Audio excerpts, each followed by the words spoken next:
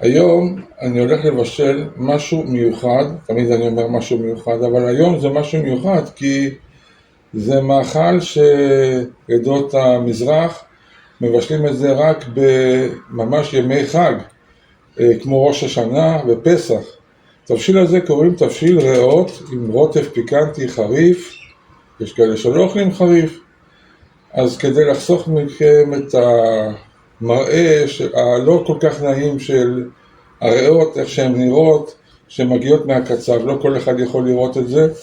אז בינתיים, קודם כל יש לכם את המתכון רשום למטה מפורט, ולאחר שזה מתבשל עם פלפל אנגלי ועם עלי דפנה ועם קורקום, זה בישול ראשוני רק כדי להוציא את כל הג'יפה והלכלוך שיש בתוך הריאות, ולאחר מכן אנחנו מקררים את זה, שוטפים את זה וחותכים את זה לחתיכות בינוניות. אז משם אנחנו נמשיך.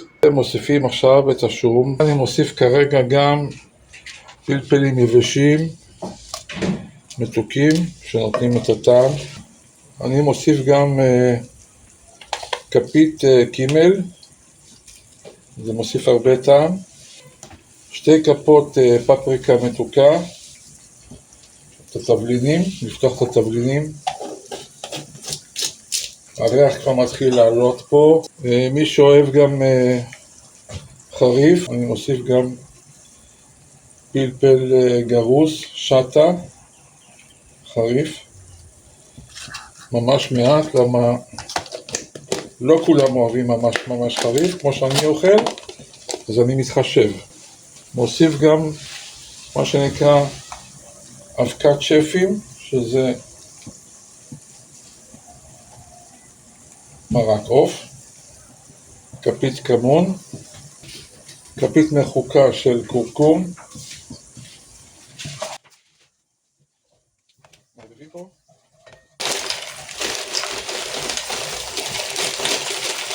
כוס או 2 של חומוס מבושל של סנפרוסט,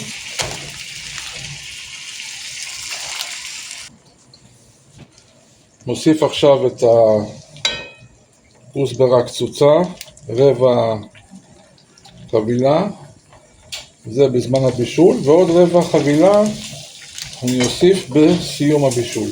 כוס אחת של מים, שיהיה לנו רוטב טעים.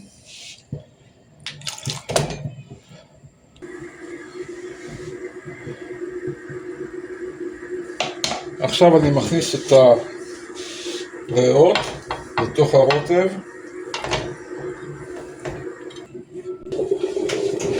אני עכשיו אוסיף עוד מים עד לכיסוי של הבשר. תענוג.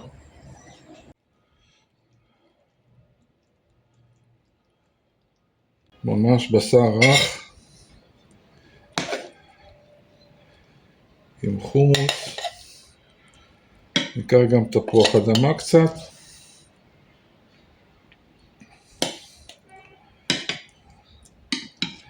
עם רוטב, כוסברה. טוב, מה שנשאר זה רק לברך על המוגמר. אז ברוך אתה אדוני אלוהינו לעולם, שהכל נהיה בדברו. ריאות.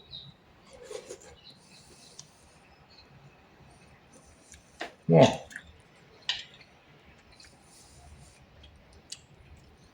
נמס בפה. לכו לבשל. המתכון למטה. ביי.